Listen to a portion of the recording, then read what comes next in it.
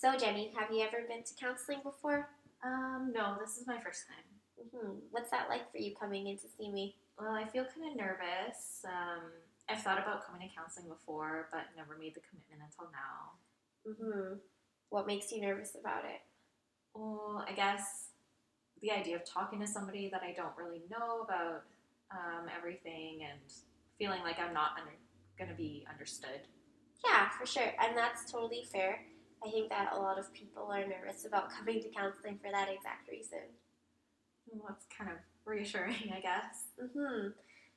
Sure, well, to give you an idea, we can talk a little bit about what counseling will look like and what kind of relationship that we're going to share during the process. How does that sound? I think that'd be a good place to start. Okay, sure. So, I guess to start out, I'd like to ask you if you've ever been in a relationship with someone, whether in your family or any sort of healthcare professional, where they will tell you what to do and you feel like you have to listen to them. All the time with my mom. Yeah. And what's that like for you? Frustrating because we really don't see eye to eye on most things, and she expects a lot from me, and I feel really guilty if I don't follow through, and it kind of makes me feel bad about myself.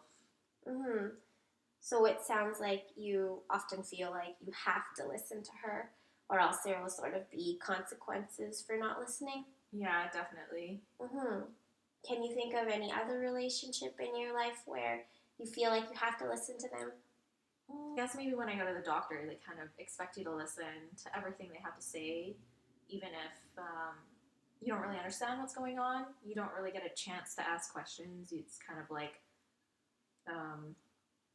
I know everything, and then I know best, so listen to what I have to say. And that's kind of frustrating. Yeah, that does sound frustrating. Well, luckily, I'm not your mother, so I won't try to tell you what to do. I may offer you suggestions from time to time, but you're definitely not going to get in trouble or feel guilted if you say no to my suggestions. That's really nice. Yeah, for sure. And I'm also not your doctor, so I won't act like an expert, and I won't write you a prescription for any problems that you might be having. So instead, what's going to happen is we're going to work together to come up with solutions. How does that sound? That sounds really good. Okay, so counseling is going to be very different from those relationships. So in both of those relationships that you described with your mother and your doctor, it sounded like there was sort of a power imbalance. Is that right? Yeah, sounds like it. Okay, and so with your mother and your doctor, it sounded like they held more power, and whenever they told you to do something, you felt like you had to do it. Yeah, pretty much, I think. Okay, so in counseling, in our relationship, my goal is to level it out more so that there's more equality. And a couple of ways of doing that is by making sure that you know your rights and also making it so that it's more collaborative. So we're going to be working together more, and so it's going to be more like teamwork. I think that's a really good idea. I like that a lot better. Okay, awesome. So what's your experience with teamwork? Well, throughout school, I was on a lot of sports teams, so like soccer or like track and fields. And what about that situation makes it a team? Well, I guess you can't really do things on your own. If one person tries to take the lead, then the whole team kind of falls apart. So everybody plays an important part on the team. Yeah, for sure. So that can be related back to counseling in that your contributions are going to be very important in this relationship. I think that sounds really good. Okay, Jenny, so I'm wondering if you're willing to try something with me. It's an activity that will help you get to know some of the counseling concepts a little bit better. Sure, I'll give it a shot. Sure. I think it'll help you become more comfortable with the idea of counseling as well. Okay, that sounds good. Sure. So I have a box of objects in here, and I'd like you to look through them and choose a particular object that stands out to you. Okay, sounds good.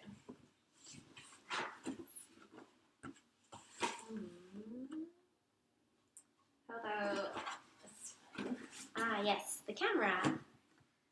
Do you want to take some time to look at it and check out all the functions.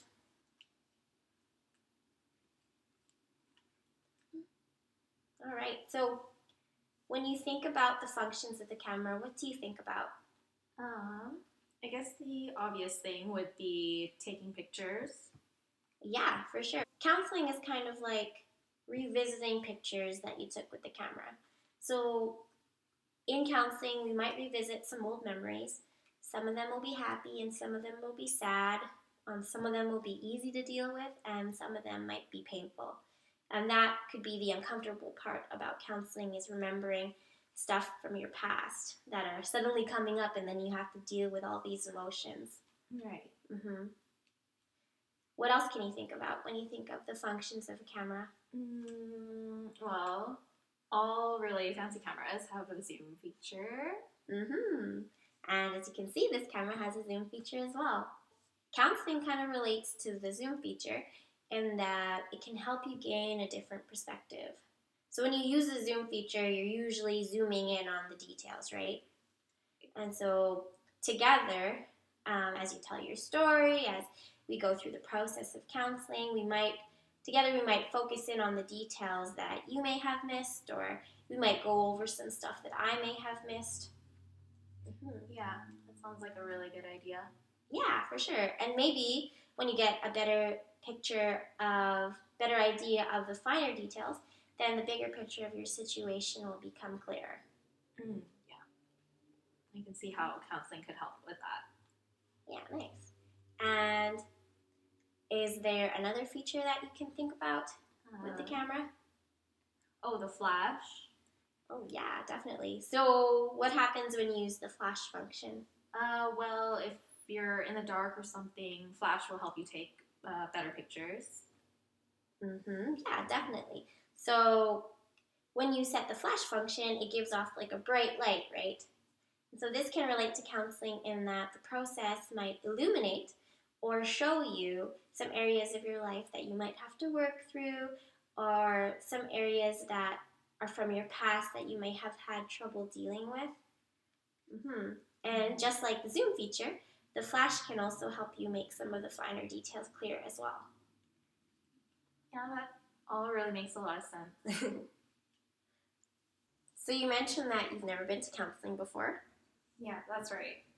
But can you think of some good things that can come from seeing me as your counselor?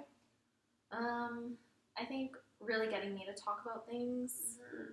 In general, I really keep things to myself and don't really feel comfortable sharing, even with really good friends. Okay, so it sounds like this might be an opportunity for you to like open up. Yeah, I really think so. And hopefully I'll get to that point. Yeah, for sure. And can you think of anything else that might be something that's good that comes from counseling? Maybe making sense of what I'm feeling sometimes. I get kind of confused, or maybe not sure if I'm feeling like the right things. And maybe kind of dealing with those feelings better. Like if I'm feeling really stressed, how to handle that better so that I'm not really stuck in a rut or I don't completely fall apart. Yeah. So you mentioned two things there. You mentioned feelings and you sort of mentioned coping. Yeah, exactly. Yeah. And so if it's okay with you, yes, we will talk about feelings and we can explore those things as long as you're comfortable. And hopefully I'll get there. For sure. And then for coping, counseling can help equip you with different ways of dealing with stress or any recurring events that come up that are triggers for you. If that's a priority for you in counseling, then we can definitely explore that. Yeah, I think that'd be a really good idea because I know there's a lot of things that have been really getting to me lately, but I generally avoid it. Okay. And that's about all I do right now to get through the day. Well, I'm really glad you came to see me to talk about those things then. And I just wanted to mention some other benefits that might happen in counseling. So let's say you went through something traumatic or sad, so counseling might be able to help you to heal through those experiences or even help you overcome something like anxiety and depression. I think so, and probably get a better view of like maybe I am depressed, even if people don't really like to hear that. But it'd be just nice to know and figure out what's going on in my head from like another view. That makes total sense. You mentioned some coping skills, being able to cope with stress. Through time, develop skills that will help you manage your daily life, or let's say you're having relationship issues. Maybe we can come up with some skills that will help you in that realm too. Yeah, I think that's one of the main things I need right now. Okay, for sure. Well, we'll get to that, but I also wanted to mention that in counseling, we're going to come up with a plan together. I also have my own style of counseling, and I'm always going to run it by you and let you know sort of how that works and what it looks like. But I'll also provide you with different options so that you can make an informed decision about which route to take. So, do you remember we talked about the power imbalance with the doctor? So, I'm not going to be prescriptive like that. I'm not just going to throw one solution at you and hope that you just follow it and then you'll just go on your way. It's not going to be like that with me. Okay. I think that sounds a lot better than just being told what to do. Yeah, for sure. We just use the doctor example, and I might actually suggest that you go see a doctor if it seems like that would be helpful and if that would be important to you. Like, let's say you're experiencing some physical symptoms, and maybe I'll ask if I can work together with your doctor and run that by you. Yeah, hopefully they'll be willing to work with you too. And just to let you know, everyone's experience in counseling is different, and what will work for you might not work for someone else, and what works for other people might not work for you, but together we're going to come up with a plan that works for you. Okay, that sounds really good. Okay. So I mentioned before that sort of in order to equal out the power in the relationship that we would talk about your rights. So on the topic of rights, I was wondering, what do you think about when you hear the words privacy and confidentiality? Well, I guess that's always something people are worried about when they come to counseling or anything like that. They don't really want people to know what's going on or what we talk about. Yeah, for sure. I think a lot of people are scared that their counselors might be gossiping about them behind their backs and stuff like that. Yeah, and you kind of hear like horror stories, but you never know if they're true or not. And then I know like some people who are reluctant to go to counseling because they think it might get them in trouble if people knew like what they were up to, and yeah, for sure. I've definitely heard that before too. And so a big part of our counseling relationship is going to be trust. So do you have people in your life that you can trust? Yeah, I've got a really good group of friends that usually I tell most things to. Awesome. And what about that group of friends makes it so that you can trust them? Well, we've been friends for like forever, and we're always straightforward and honest with each other, so no one ever goes like behind anyone's back. It's like, ooh, she said this or anything like that. Yeah, for sure. So it sounds like you guys are really straight up with each other. Yeah, definitely. That's awesome. And so, as a counselor, I'll do everything in my power to protect your privacy and your confidentiality. So I'm not going to go home to my family and tell them about what we talked about today or anything like that.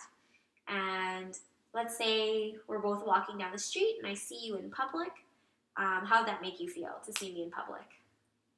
I guess kind of awkward, but yeah, I'd say hi probably, depending, how things go, I guess. Yeah, well, just to let you know, I would never say hi to you unless you chose to approach me first and say hi. Okay. So if you don't want to talk, I won't make eye contact. We can just walk past each other, and that's okay with me. I won't be offended or anything like that. And if we do stop and talk, I just want to let you know that I'm never going to bring up like our counseling relationship, especially if you're with someone else. I'm never going to mention any of the topics that we talked about in counseling either. Okay, that's really reassuring. Yeah, for sure. But you should know that there are some exceptions when it comes to your privacy. So I may need to talk to someone about what's going on in counseling with you, depending on the situation.